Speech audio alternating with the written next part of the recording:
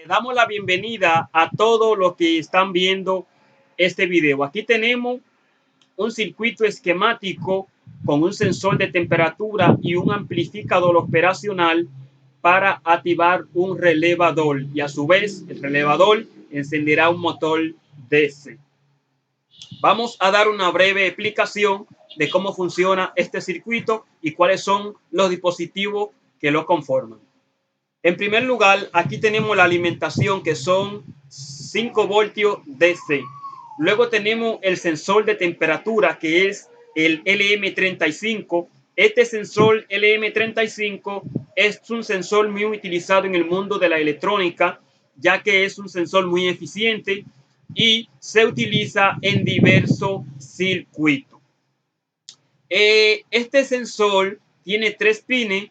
El pin 1 es el VCC, que se puede alimentar desde 4 voltios a 20 voltios. El pin 2 es el pin de salida. Y el pin 3 es el pin que va a negativo. Este sensor, en la salida, el voltaje que entrega lo entrega en milivoltios, ya que dependiendo de la temperatura del ambiente es que él va a entregar el voltaje. Por ejemplo, si tenemos 5 grados centígrados en el ambiente, entonces el sensor va a entregar 50 milivoltios.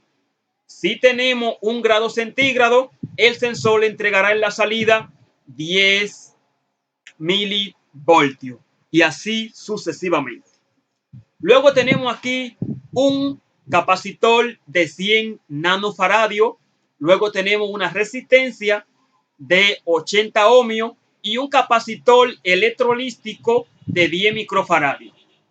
Aquí tenemos un multímetro que está midiendo el voltaje que hay desde la salida a negativo. Luego tenemos un divisor de tensión con esta resistencia de 16 kiloohmios y este potenciómetro de 4 kiloohmios. Tenemos un divisor de tensión.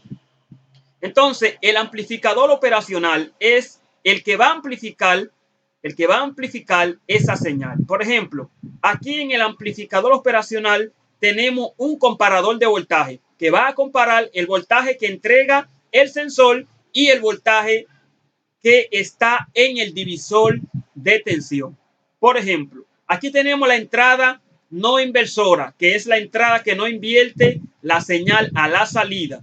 Y tenemos la entrada inversora, que es la que invierte la señal a la salida.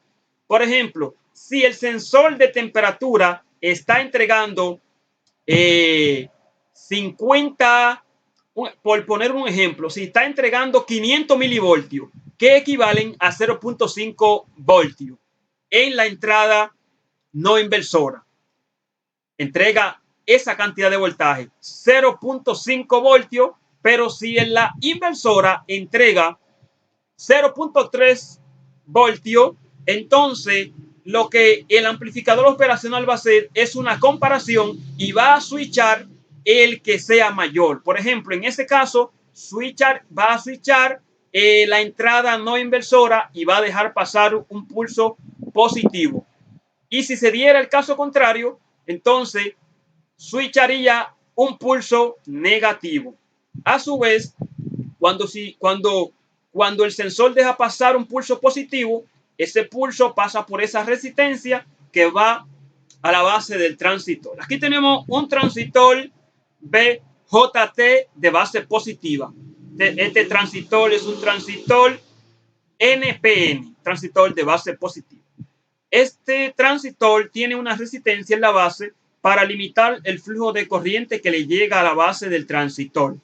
Cuando ese transistor se activa, entonces enciende este diodo emisor de luz para indicar de que la bobina está energizada. Cuando la bobina se energiza, lo que hace es que mueve los contactos. Tiene 2 contactos, un contacto normalmente abierto y un contacto normalmente cerrado. En este caso, el motor está conectado en el contacto normalmente abierto. Cuando se activa la bobina, el contacto se mueve y se cierra y el motor comienza a girar. Lo que ustedes pueden observar aquí es un diodo de protección.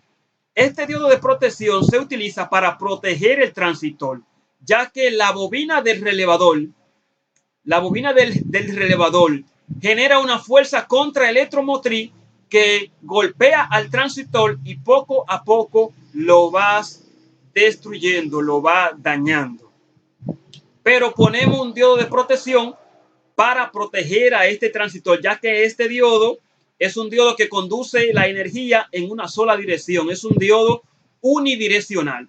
Cuando esta bobina se energiza, almacena energía en forma de campo magnético, pero cuando se desenergiza, esa energía es liberada y esa energía viene por esta dirección para golpear el transistor. Pero cuando se encuentra con este diodo que está aquí, que es un diodo de propósito general, el 1N4007, este diodo lo que hace es que cuando viene esa energía y quiere entrar por el cátodo, no puede porque se encuentra con una barrera de potencial que no permite que esa energía golpee al transistor. Básicamente, este es el funcionamiento de este circuito. La finalidad del circuito es encender y apagar un motor dependiendo la temperatura del ambiente. Básicamente este video es para que ustedes vean cómo funciona este circuito, cómo se llaman cada uno de los dispositivos, como ustedes pudieron ver. Entonces, en el próximo video, nosotros vamos a entrar en el programa de Proteus y vamos a simular este circuito para ver cómo funciona. Le invito a que vean la segunda parte de este video y que se suscriban a mi canal para cuando yo suba un video le llegue la notificación. Así que muchas gracias por ver este video y nos veremos en el próximo video.